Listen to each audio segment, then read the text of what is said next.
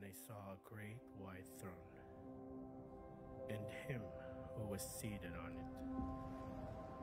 He said to me, "It is done. I am the Alpha and the Omega, the beginning and the end. I will wipe away every tear from their eyes. To the thirsty I will give water. Those who are victorious will inherit all this. There will be no more death, mourning, crying, pain.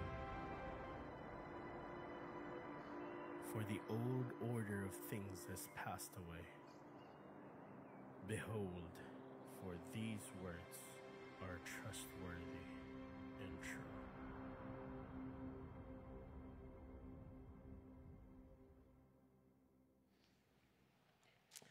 Good morning, everyone. It's a great Sunday to worship the Lord, especially after that great earthquake.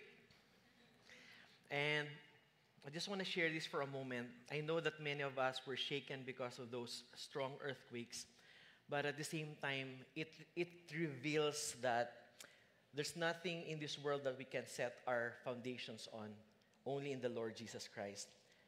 And that's why I want to encourage each of us. Come on, let's give God praise, everyone. And so I want to encourage each of us for us to really understand and for us to really align our hearts to who the Lord is. And if our faith is in the Lord, nothing in this world will ever remove that confidence in what Christ has already done on the cross. And so I want to encourage everyone, let's speak faith in a time where people are traumatized and they're in fear. Now, I'm not saying na hindi tayo matatakot, but what I'm trying to say is that as we continue to move, to continue to live our lives, there will be things that are uncertain and that's beyond our control. So it's always a reminder for all of us, an invitation for us to grow deeper in our walk with the Lord. Amen? Amen. Now, before we get into the Word, now I want to take this time just to give an instruction. We are in faith, but at the same time, it's also very important that we are wise. And so what we need to do is, just in case that there will be an earthquake that will happen during the span of our service, let's not panic. Okay? If you panic, do not. Okay? What I'm trying to say is that let's be calm, and what's going to happen is that we're going to duck, cover, and hold. Huwag kayong mag-quack-quack when you say duck, but yung mag-duck kayo, all right? Duck, cover, hold, and then what's going to happen is that we will pray, and then we will release everyone with blessings. And then at the same time, the people here in front, you can exit over there, ikot kayo, and then dun ang labas. People at the back, you can also go at the exit sa likod. And please, to the parents, don't rush going to get your children, because our kids teachers and our experienced team are experienced enough, and they're prepared and equipped as well just to usher the kids out into our meeting point at the back, okay, outside. And so don't rush. I know to the parents, you're so excited, you're eager, let's get our children, but our teachers will take care of them. Is that okay? Now, what I want to do is I want us to take the time to just to pray for our city, to pray for our nation, and for us to really align our hearts to who the Lord is. Pray muna tayo. Lord, maraming salamat. Thank you because you're the God who is seated on your throne. You are sovereign, and therefore we can trust in you. Lord, we also know, God, that you know all things. You see all things. Therefore, we can put our whole confidence in you. So, Lord, help us today, Lord, to move beyond the fear, to move beyond, God, what social media is telling us.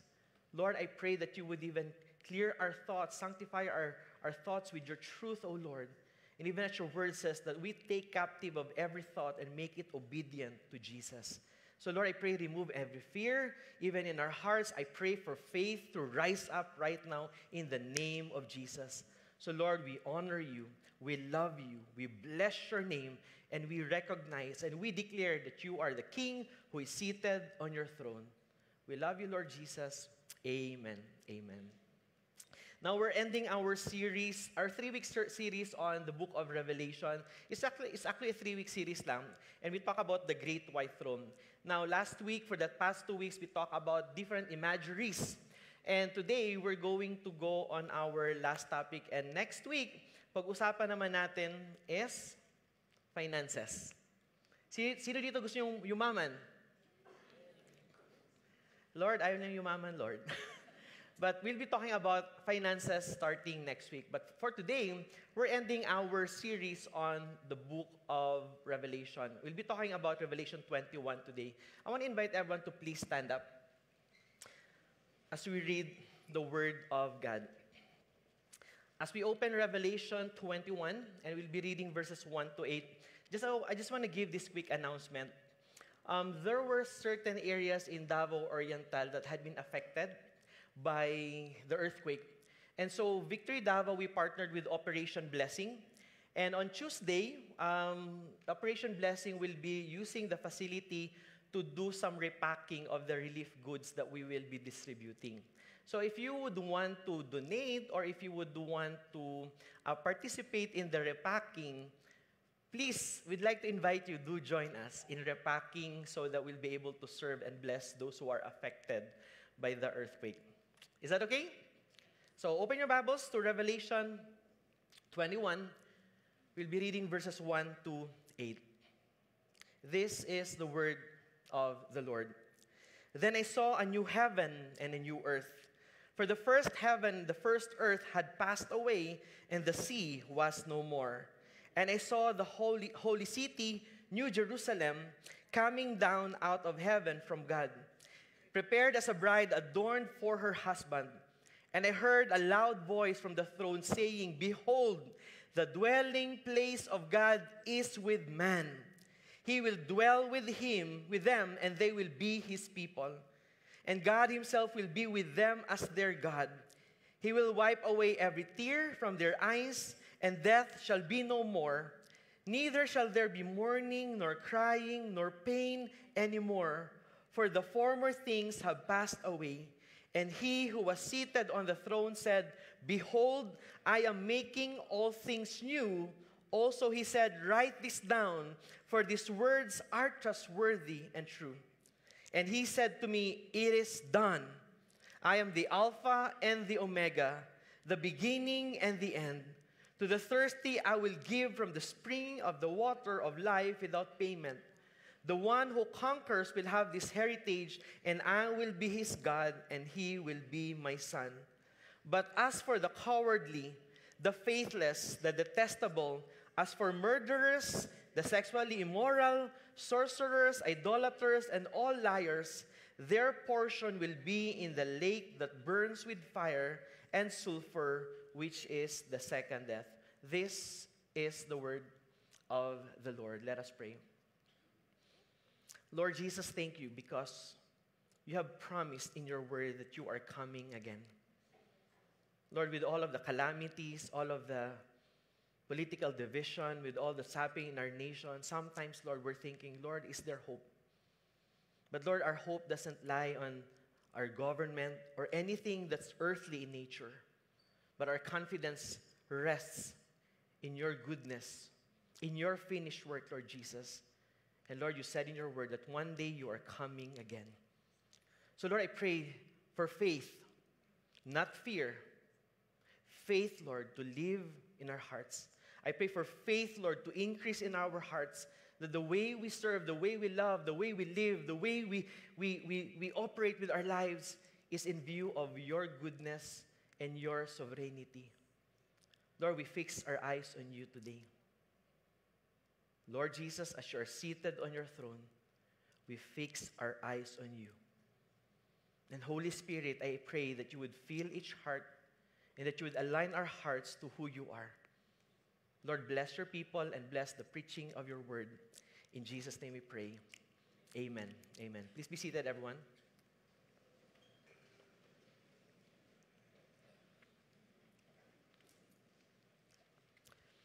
Ten years ago, 2015, was the year that I moved to Davao. Today, I live in a lovely apartment with, of course, my lovely wife. But 10 years ago, I moved here as a single, passionate campus missionary. And the moment I moved here, I lived in a little room. And I was accompanied not by a wife, but by 2 insect sprays every evening with roaches all around. And for 4 months, I had to persevere. I endured that. Alam, iniisip mo na, Lord, kaya ko to. It's part of my sanctification. And for 4 months, I would sleep in that room. And there were moments that I would feel like, Lord, what's this crawling in my feet? And I would spray it. And I was thinking and praying, Lord, I hope that I could eventually live in a much better room. And eventually, I was able to move into a nicer, very comfortable room. Now, most of us, thinking about what's happening about in our lives, in our government, in the world, we're thinking, Lord, where can I find the place of refuge? And sometimes we would make plans for the future. And sometimes the question that we're asking is this: will the future be better? Right? Will the future be better? And if you have friends who are highly positive, they would always tell you and encourage you, bro, tiwala lang. Everything's going to go well. Or there are times also that you have friends who are highly negative. Buti na lang hindi mo katabi ngayon. And sometimes these people would discourage you. Nagpaplano ka pa lang, nagpipray ka pa lang, and here you are, you're discouraged by what people would say. And in all reality, this is what we're asking. Will the future be better? Now, how mong i-hear, sigurado kayo mo that your future hayag kayo. Kinsa dari, bisa usang pangutan ako, di jud mo taas og kamot. You see, this question is something that all of us, one way or another, we have asked. And sometimes we're asking the question, Lord, is it still necessary?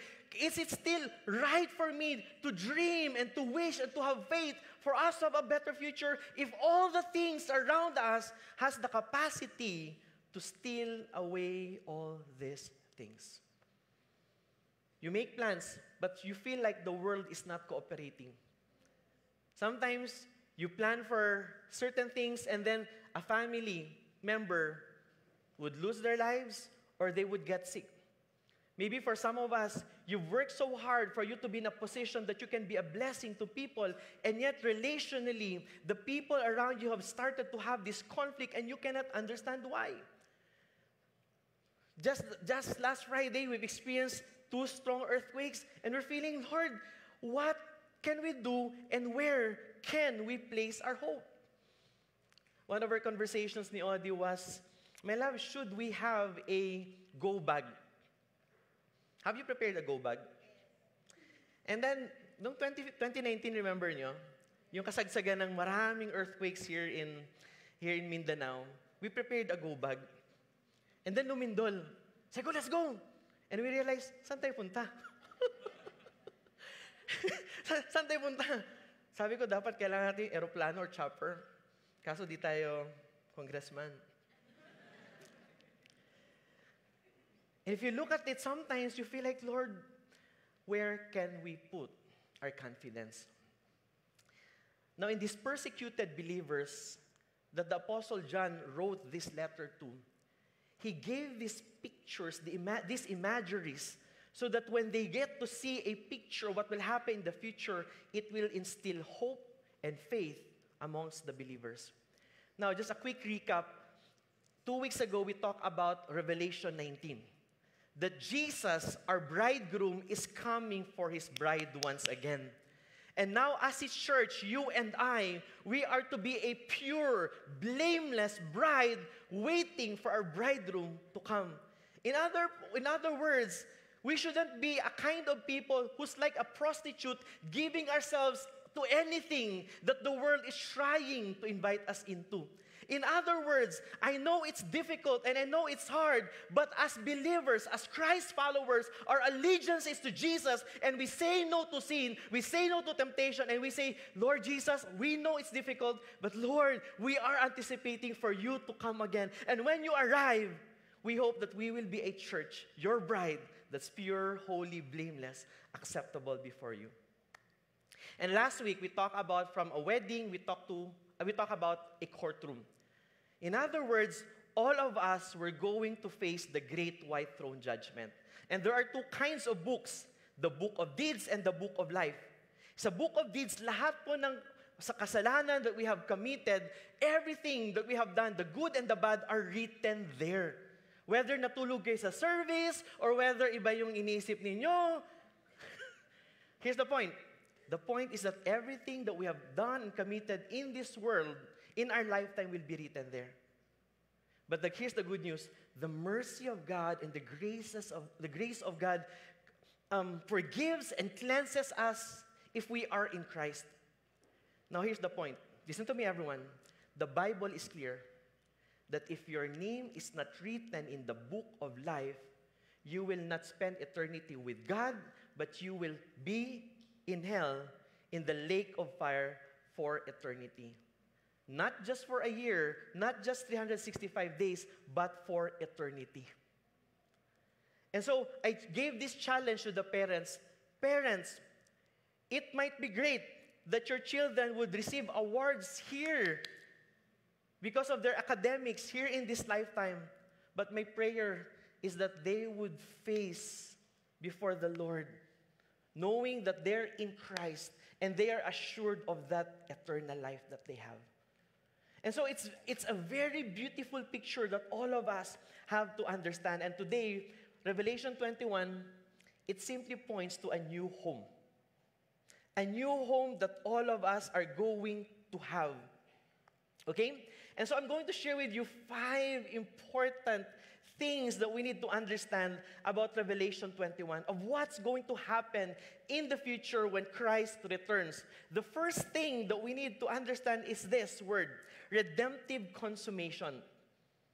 Everyone say redemptive consummation.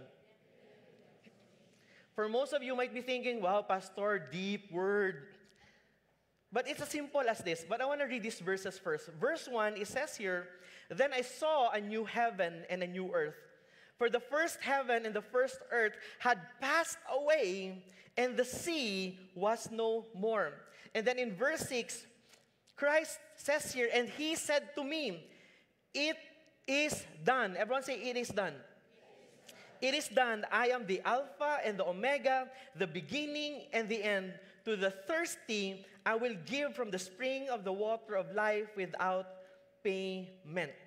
Now, it gives us a picture here that when we talk about this redemptive consummation, that the redemption that Jesus, that God has started in the Old Testament, since sin came into this world, He is going to complete the story.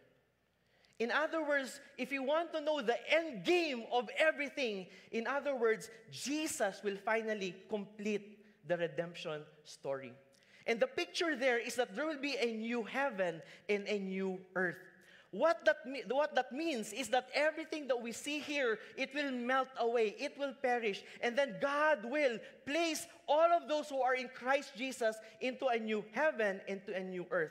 Now, the Bible tells us that this is not like a next level, next earth, or next heaven. In other words, God will renew all things. And here's what's beautiful here. Since sin entered into this world, God was already in a rescue mission. In Genesis chapter 3, it talks about a story where sin came into this world, and God gave that prophetic declaration that the head of the serpent will be apacized by the foot of the Son. And what happened is that all throughout history, we have seen how God has sent different heroes of faith, but in the New Testament, Christ came. You see, in a few months from now, we're going to celebrate Christmas. How among you here, you love celebrating Christmas? The point of Christmas is the cross. We cannot separate that. Jesus Christ came here so that the cross will be fulfilled. Now, Jesus Christ came here to die on the cross for our sins, and He said, "It is finished." Tetelestai, that's what He said on the cross. It is finished. In other words, you don't need to work hard for your salvation. You only need to believe in what Christ has done on the cross for you. Amen? Now, it doesn't end there. Jesus resurrected and He ascended to heaven, and one day He will come again. And the Bible says that it is done. In other words, what we're looking forward to is not just all of the pain that we're experiencing in this world to cease, to perish. What we're looking forward to is for us to dwell in the presence of God. And the Bible tells us that the redemption story will finally be complete. That you and I, yes, we are in faith and we're enjoying this relationship with God. And yes, we're declaring that God is a great God. We're singing songs earlier, who else is worthy? There's no one like you. But one day, all of the things that have caused pain, all of the things that have shook us here on earth, the Bible tells us there is this redemptive consummation. That the redemption story will be done. And the promise is now fully kept. The kingdom that was already inaugurated is now fully revealed. I love this quote by Gerardus Voss. This is what he said: "The consummation of redemption is the moment when faith gives way to sight and hope is swallowed up in joy." Lalim, no? What he's simply saying is this: when the consummation takes place, when Christ finally comes, and then the end game, the end times finally is fulfilled, here's what this theologian is saying. That what we normally try to believe in faith, Lord, you're coming again, you're coming again. It says here that faith gives way to sight. From a place where we're just believing to see things, now we're actually in the presence of God, seeing our Lord and Savior face to face. And not just that, it says here, and our hope is swallowed up in joy. In other words, right now, we're hoping that the best is yet to come. We're hoping that Christ will come again. We're hoping that our God and Savior will come and finally bring an end to all of this brokenness. What we're hoping for? Because we're finally in the presence of God, this hope is swallowed up in joy. Being in the presence of God will erase all of the worries, all of the brokenness that we have experienced. Redemptive consummation. Another picture is that it will be an eternal dwelling. Eternal dwelling. How many here you love staying at your home? Can you imagine living eternally in your home? Can you imagine? Do you like that picture? I love what Jesus Christ came to do. He came so that we would be in reconciliation with the Father. And now we show up every Sunday to worship the Lord together.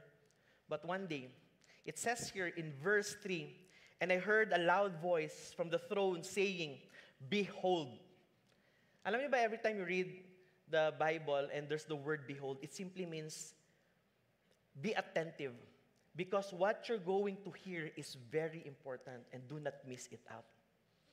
And so here, a loud voice from the throne saying, "Behold, the dwelling place of God is with man. He will dwell with them, and they will be His people, and God Himself will be with them as their God." Now, the word dwelling place, or the word dwell, which was repeated twice in this verse alone, it simply means to tabernacle. Now, if you would go back to Leviticus, God made this covenant that I will be their God and they will be my people. And God placed His presence, He allowed Himself to dwell in the tabernacle so that the people of God would know that God's presence is upon them. And as long as God's presence is upon them, they're always protected and they would always feel secure. But listen to me, everyone. When Christ would return one day, we are not just people who has access to the presence of God. We are now dwelling in the presence of God, where we're going to see Him in His glory. Alam nyo ba right now, if we're going to see God in His glory and we have sin in our hearts, we're going to die. Because we are incapable of seeing the greatness of the glory of God, and yet we have sin in our hearts. But the Bible tells us that on that day, we're going to dwell in the presence of God. Not only are we going to long for the presence of God, we will dwell in the presence of God. Have you ever met an OFW? 10 years hindi nakauwi, and this person is longing so much to see his family. There was one time, last January, we went for a trip abroad. Pagbalik namin, we saw that there was this one person, uwing-uwi na siya because almost 20 years siyang hindi nakauwi ng Pilipinas. And umuwi siya just for 2 weeks because finally yung anak niya gagraduate ng college. And you can see in her eyes how much she is longing to go back to their province. And I can just imagine, you see in her body language that I am longing to be with my family. You see, everyone, we are not created to live forever in this world. We are created to be with God. And the Bible promises us here that we're going to experience this eternal dwelling in us. If you know Filipino families, celebrating Christmas is never about the place, it's always about the people. Bisag asa mi mag-celebrate, ang importante, sabay mi sa pamilya. Some people would even say, iba talaga ang Pasko sa Pinas.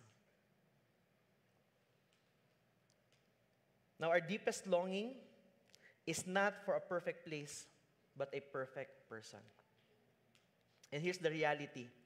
True joy isn't found in earthly security, but in God's nearness. You can be in the nicest place in the world, but if you're far from God, you'll never have peace. I love this quote by John Piper. The greatest thing about heaven is that God is there. So my encouragement to everyone, please do not live your life as if that God is distant. Don't live your life like God is distant. Live as someone who already belongs to His household. Now, the third picture of what we're going to experience in the presence of God is there will be no more pain. No more pain. Verse 4, He will wipe away every tear from their eyes, and death shall be no more.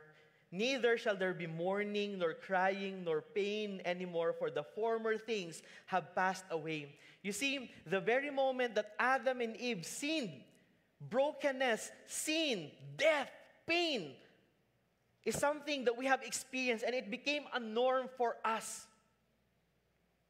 But when Christ returns, on that day of the consummation, the Bible tells us that God Himself will wipe away every tear.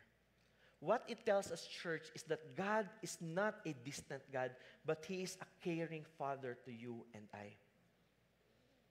And on the very moment that God returns, that Christ returns, the Bible tells us there's no more pain, no more tears, no more hospitalization, no more death, no more lining up sa malasakit centers. Our confidence is knowing that Christ will come. And when He returns, there's no more pain. Charles Spurgeon, he said this, there will be no need for explanations in heaven. His presence will be enough. It's very funny because this week, my father celebrated his 70th birthday. He's the eldest of the family, and amongst the siblings. And then halos lahat silang magkakapatid, mga seniors na rin. Now, one of his siblings experienced a stroke, mild stroke, last July. And yung mga anak, because ang mga anak, may 2 nurses, may 1 doktor, pinagbawalan siyang bumiyahe. May travel ban, lahat ng kinakain, tawag nito, lahat ng kinakain pinipicturan, at saka isasend sa mga anak. So, now the mom, who's also a medical doctor, would now start reporting to the children. And she would always say, Chopet, ano bang gagawin ko? Sabi nung auntie, all you have to do is just abide na lang. Kasi, you care for your children, right? And she's like, but I want to experience the world. I want to travel again. Sabi ko, auntie, try to understand, what do you really value right now? Do you want to be healthy? Do you want to spend more time with your family? Then do what is necessary for you to be able to do what you really want to do. But imagine this. Physically speaking, we're all limited. Okay? I turned 40 years old last December, turning 41 this December, and I realized that being 40 is totally different from being 20. Right? Ngayon, mag-nap lang ako, matulog lang ako sa sala, pagising ko, masakit ng likod ko. Natulog lang ako sa gabi, pagising ko, masakit lang tuhod ko. Sabi ko, wala namang ginawa, natulog lang ako. Can you experience, have you experienced that, mga 40, 50? How about 60? Think about it. Physically speaking, no matter how hard we try to be healthy, and please be healthy, because your health is your worship to the Lord, right? But here's what I'm trying to say. Time will come that all of the pain, that even death itself is no longer to bother us. And that is the promise that God has given us in His Word. And that, my friends, is a confidence that we have. The presence of God will be enough. Number 4, everything will be made new. In verse 5, he says there, and he who was seated on the throne said, behold, I am making all things new. Also he said, write these words, write this down, for these words are trustworthy and true. You see, with all the earthquakes, with all the typhoons, with all the floods that's happening, when things are broken, Filipino homes, they will just simply fix it. But what God is giving us this picture is that all things will be made new. A new heaven, a new earth. And did you know that when we are, and if we're going to live in that new heaven and that new earth, the Bible tells us that we're going to live in our glorified bodies. No sickness and no death will ever fall upon us. Interesting. And that is something that we get to live out when we are in Christ. It's not just a cosmetic renovation, it's total transformation. In other words, God is not just going to fix what is broken, He's going to transform and make all things new. In other words, not only did God change our heart, He will also bring us into a place where everything will be new, everything is sinless, everything is not broken, but everything is made whole, reflecting the goodness and the glory of God. And the fifth picture is we are going to worship forever. In the presence of God, what we're going to do is we're going to worship together. Can I ask you this question? Who among you love worshiping the Lord? If we do not know how to worship the Lord while we are here on earth, how are we going to worship the Lord when we're in heaven? Everything that we do in this lifetime is a dress rehearsal to what's going to happen for eternity. So what it points us into is this. If Christ is coming again, then how we live today matters to God. That's why to worship the Lord in our marriages, in our relationships, the way we manage our finances, how we sing songs, how we surrender our hearts, our lives to Him, though all of those things, it matters to God. That's why it's very interesting for me, if we shout at the top of our lungs during fiestas and in birthdays, but we cannot sing songs to the Lord when we're in church. If you look at Psalm 100, it gives us a picture of how we are to glorify and praise the name of the Lord. Can I read to you Psalm 100? It tells us here in Psalm 100, here, Psalm 100, it says here, make a joyful noise to the Lord, all the earth. Ibig sabihin nito, bisag yabag ka, still make a joyful noise. Kaya nga noise, di ba? It's a joke. But here's the point. When we get into the presence of God, make a joyful noise, all the earth. Serve the Lord with gladness. Come into His presence with singing. Verse 3, know that the Lord, He is God. It is He who made us, and we are His. We are His people, the sheep of His pasture. Verse 4, it says here, enter His gates with thanksgiving and His courts with praise. Give thanks to Him. Bless His name. For the Lord is good, His steadfast love endures forever, and His faithfulness to all generations. What it simply means is this: because we belong to the Lord, and because God is a great God whose love for us is steadfast, is unchanging, that no matter how hard we mess up against God, His love still remains towards us. We can expect tomorrow morning when we wake up, we still know that God loves us greatly, even when we do not pray, even when we sin against God, even when we give in to temptation. The Bible tells us that His steadfast love endures forever. The same grace, the same mercy, the same goodness, the same forgiveness that you have received from the Lord is the same goodness that your children will experience from God as well. So how do we worship God? The Bible tells us, enter His gates with thanksgiving and His courts with praise. In other words, when you see God as a great God, you praise Him for who He is. You worship Him for how great His love is for us. Church, I want to tell you today, the greatest love that you can ever experience is not loving yourself. Because we are lacking. If ang theology po natin kinuha natin sa isang kanta, masisira ka. But we have to understand that the cross is the demonstration of God's great love for you and I. And our response is worship. It's worship. John Piper says, heaven is not a place for people who are afraid of hell. It's a place for people who love God. I hope you realize this. Because you might be receiving and believing Jesus in your life because you're afraid of hell. God knows what's in our hearts. Listen to me, everyone. Believing in Jesus is not an assurance for you to go to hell. Believing in Jesus is because you have experienced what it means to love by a good God. It is believing in Him because you believe in what Christ has done on the cross. Don't ever think and don't ever say, mutuon na lang ko because mo ning gusto ni Mama ug Papa sa kuha. God wants you to know Him personally. God wants you to experience His grace and His forgiveness personally.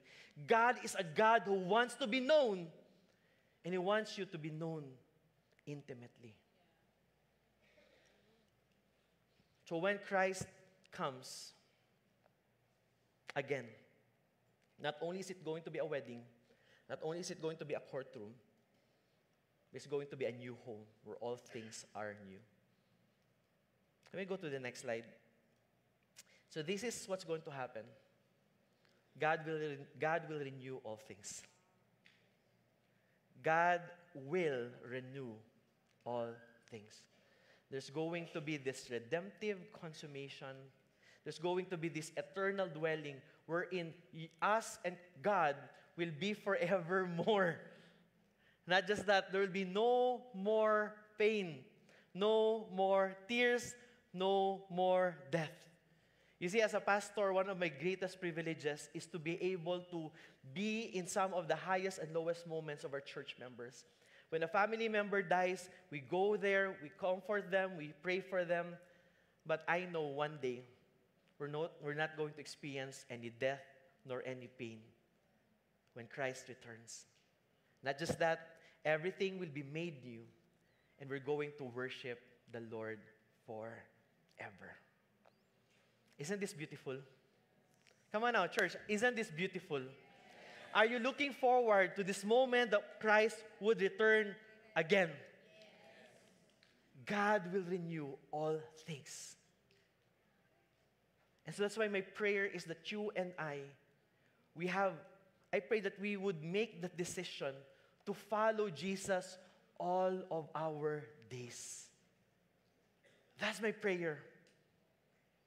But there's also a reality that we all need to be confronted with. Revelation 21, verse 8, it says here, "But as for the cowardly, the faithless, the detestable, as for the murderers, the sexually immoral, sorcerers, idolaters, or liars, their portion will be in the lake that burns with fire and sulfur, which is the second death." Now, I want to give this picture here. If you're sinning right now, but you're in the process of really trying to say, "Lord, I want to follow you, but God, help me overcome this sin in my life." God, His grace and His mercy is upon you. But this gives a picture to people who are simply unrepentant, that they are choosing to live in sin rather than choosing God. Now, it says here, "But as for the cowardly," dili ni ka na mga, o sige, cowardly sa Bisaya? Talawan. Dili ka na maglilil, "Hala, tago ta." Dili ka na kang talawan. But the cowardly here are those people who are afraid to follow Jesus in their lives. That they would rather to follow the opinions of people rather than obeying Jesus. And honestly, I've heard and have had conversations of people that they know and they want to follow God, but because they're too afraid of what their parents might say, because they're too afraid of what their barkada might say, that you're too uncool, that you're following God. They're the cowards that the Bible talks about. And the Bible is clear. If you choose sin, if you choose the world rather than God, there's a place for you. It's the lake of fire.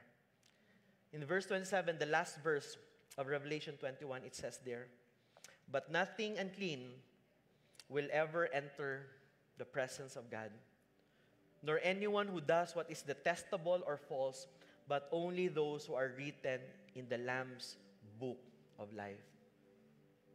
My prayer is that all of us, that our names will be written in the book of life.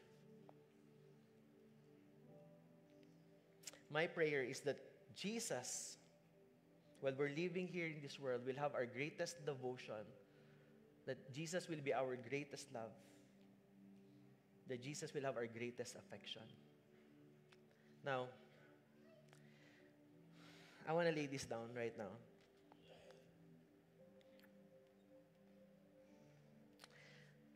There will come a point that eternity will confront us. And those who choose sin in the world will be in the lake of fire. But those who chooses Jesus will be in His presence forever. Now there will be an eternal separation that none of us can reverse.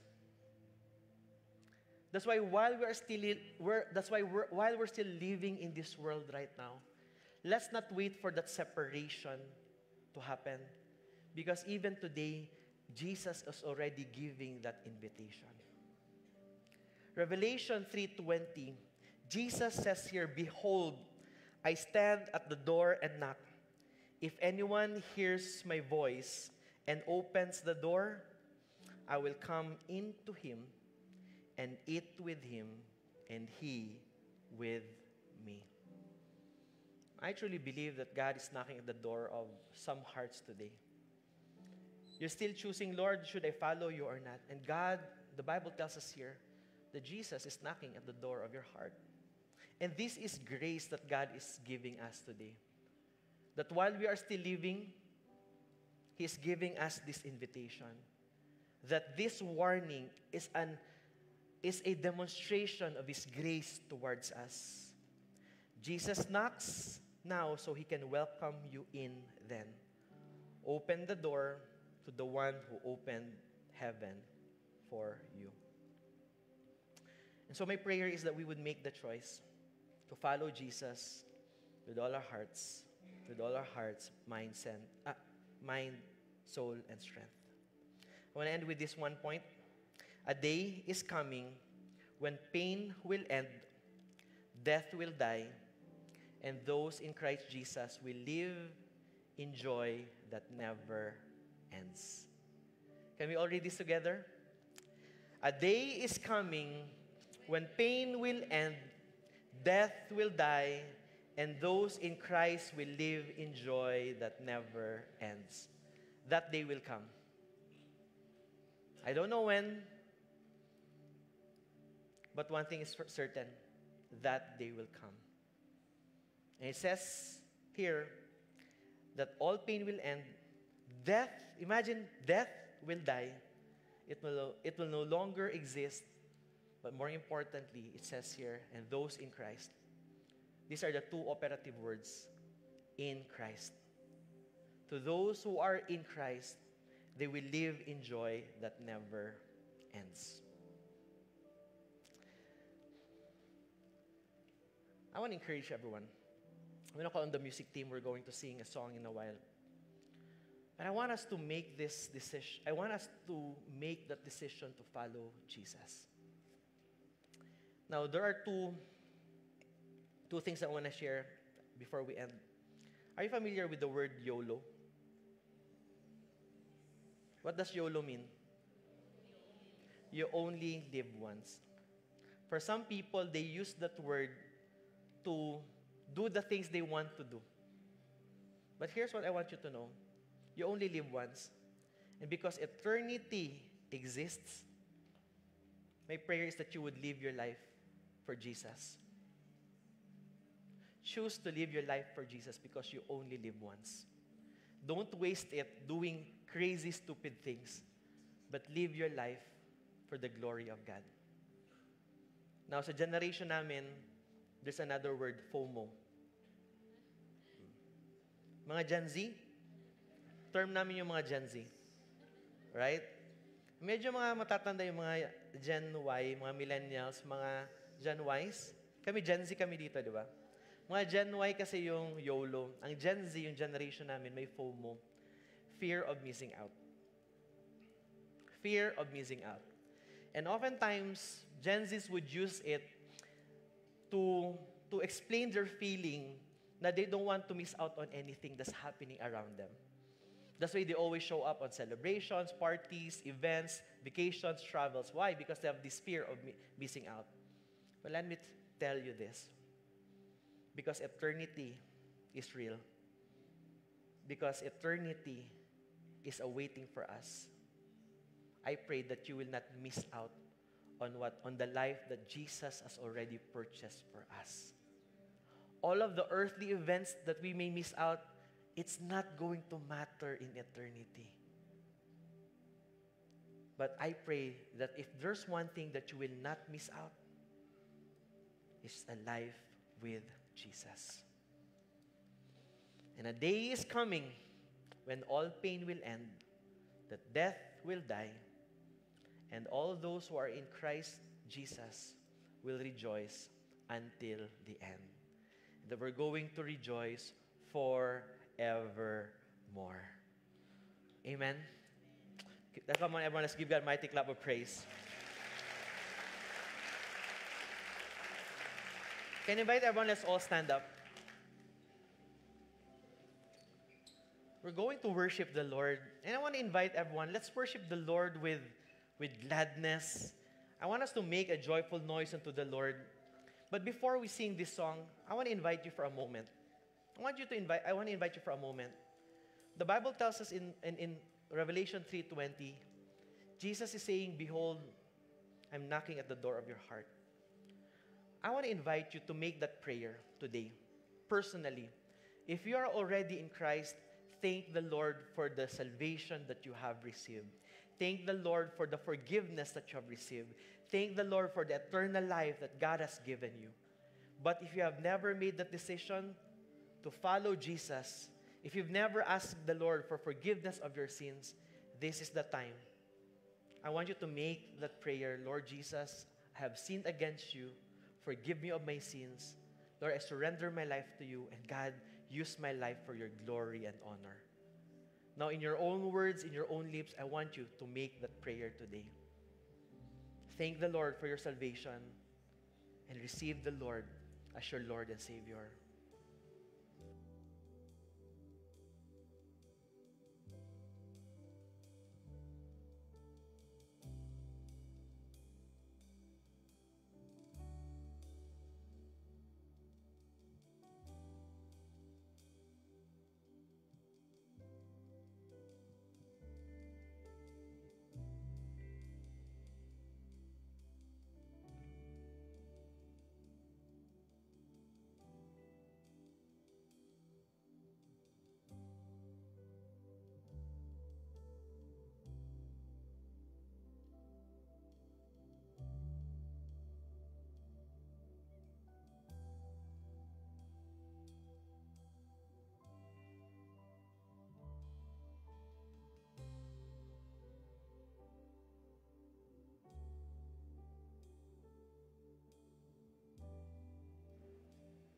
Lord, we look to you.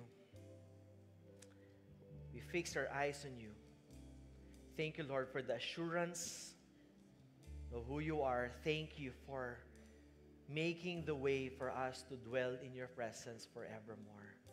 So, Lord, when that time comes that you return in this world, I pray, oh Lord, that it's not going to be fear, but it's going to be faith. It's going to be hope and love that would rise up in our hearts. And so, Lord, even today, that even as we anticipate your coming again, may we live our lives pure, holy, blameless before you. I also pray, Holy Spirit, that you would just give us an awakening in our hearts, an awakening in our faith, Lord, that we will not be lazy, that we will not be lazy with our faith, but God, that we're going to be eager and that we would have zeal in our relationship with you. So, Lord, I pray, Lord, upon each heart right now, Lord, that you would stir our hearts right now. Lord, shake whatever needs to be shaken. And I ask in the name of Jesus, Lord, that we would live our lives that glorifies you and honors you. And Holy Spirit, I pray, fill our hearts with faith, fill our hearts with hope. Lord, we honor you in our hearts. We honor you in our lives. And Jesus, we declare our love for you. Come on, say it with me. Jesus, we love you. Come on, declare your love to the Lord. Jesus, we love you. Jesus, we honor you in our lives. Thank you for your grace. Lord, thank you for your mercy. Lord, you alone are worthy. Come on, declare it. Lord Jesus, you alone are worthy. And Lord, we give you honor and praise. Come on, everyone, let's worship the Lord together. Come on, we sing. Lamb of God, anointed one, who was and is to come, seated on the throne above. Holy, holy, righteous one, who shed his blood. You proved to us the Father's love. Jesus Christ, be lifted up. Holy, holy, come on, we sing it out. Lamb of God.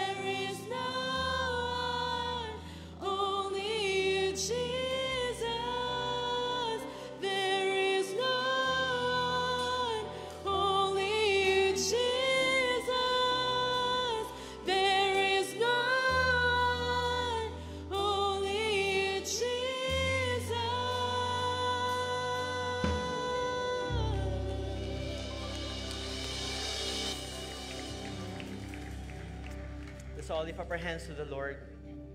Jesus, we declare that you are worthy. You alone are worthy, O Lord. And may the lives that we live bring honor and glory to your name alone. Jesus, your name is above every name, and every knee shall bow to the greatness and to the glory of your name. I pray, O Lord, that we will see you as the King who rules and reigns despite of what we see in this world, despite of what we see in our nation. Lord, we look to you, our King, our Lord, our Savior, who is seated on the throne. I pray, O Lord, that we would be men and women who would live in faith.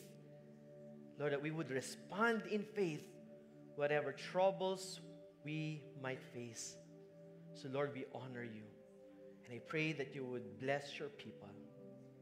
The Lord bless you and keep you. The Lord make his face to shine upon you and be gracious to you. The Lord lift up his countenance upon you and give you his shalom peace. Lord, we love you, we honor you. Bless your people and bless your church. In Jesus' mighty name we pray. Everyone say, amen and amen. Amen. Everyone, our gathering has ended. Our service to the world begins. And by the way, our students are raising funds for the conference next year, so please do support them. Have a great Sunday and have a great week, everyone. God bless you all.